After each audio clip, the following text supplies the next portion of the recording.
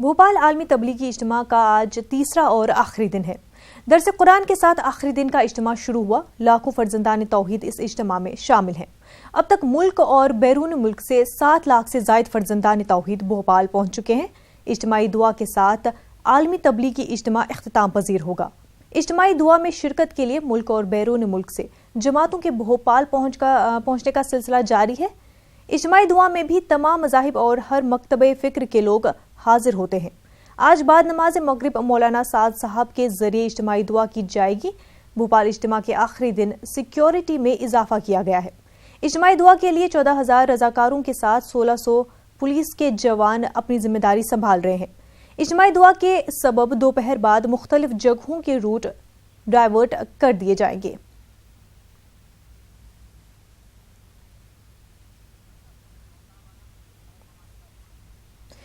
भोपाल से हमारे नुमाइंदे महताब आलम हमारे साथ जुड़ चुके हैं। महताब, आज आखिरी दिन है इज्तिमा का, क्या कुछ सेशंस होने वाले हैं और सिक्योरिटी के क्या कुछ इंतजामात है?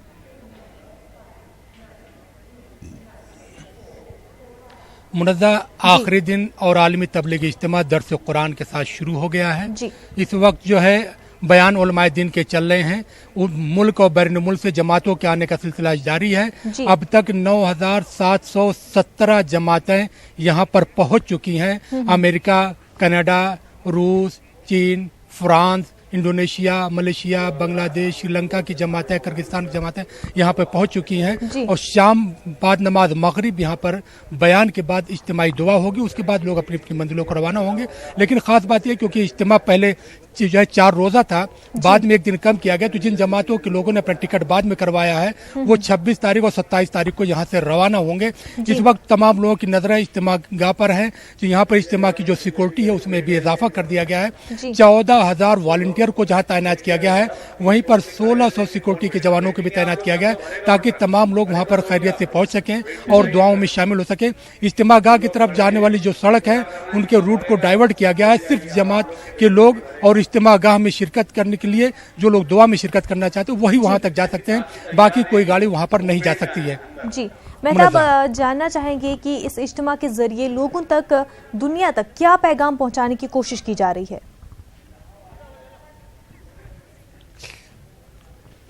मुनज़्ज़ा, इसका पैगाम यही है कि दुनिया जो इस वक्त बारूद के ढेर पे बैठी हुई है, इंसानों का रिश्ता अल्लाह से जोड़ा जाए। अल्लाह का जो पैगाम है वो अल्लाह के बंदों तक पहुंच सके, क्योंकि लोग जो है अपने मजहब को तो मानते हैं लेकिन जो मजहब का जो पैगाम है वो उन तक नहीं पहुंचता है। कोशिश इस बात की है जो कलाम अल्लाह ने अपना पैगाम जो अपने नबी हज़रत मोहम्मद मुस्तफ़ा सल्लल्लाहु अलैहि वसल्लम के जरिए दुनिया में पहुंचाया है, कुरान का जो पैगाम है उस पैगाम को दुनिया के गोशे गोशे में पहुंचाया जाए। दुनिया में भाईचारा कायम हो सके, दुनिया में अखुवत कायम हो सके, दुनिया में मेल मोहब्बत कायम हो सके और लोग एक दूसरे का ख्याल रखने वाले बन जाएं। क्योंकि इस्लाम की जब बात की जाती है तो इस्लाम सलामती का मजहब है, मोहब्बत का मजहब है, लोगों को साथ लेकर चलने वाला मजहब है। और फिर आज जो सुबह के जो बयान हुआ, उस बयान में जो उलमाए दीन सुबह से जो फोकस कर रहे हैं, उनका फोकस यही है कि आप अपने फराइज के साथ साथ अपने बच्चों के फराइज, अपने वालिदैन के फराइज, अपनी बीवी के फराइज और अपने पड़ोसियों के जो फराइज है उसको भी पहचानने वाले बन जाएं। जी बिल्कुल महताब, आज बाद मगरिबे दुआ तकरीब में कौन कौन सी अहम शख्सियात जो हैं शिरकत करने वाली हैं? देखिए, इज्तिमा में जो दुआ होती है उस दुआ को जो है जो पीर साहब कहलाते हैं मौलाना साद साहब वो दुआ करवाएंगे। नमाज मगरिब के बाद उनका बयान होगा। बयान के बाद मौलाना साद साहब उसकी जो है दुआ फरमाएंगे। उससे पहले मौलाना जो है इकबाल हफीज साहब का, मौलाना चरगाव साहब का, दूसरे उलमाए दिन के बयान दिन भर चलते रहेंगे। और कोशिश सिर्फ यही है, इस बार सबसे ज्यादा जो फोकस किया जा रहा है, फोकस जो है इल्म के हुसूल पर है।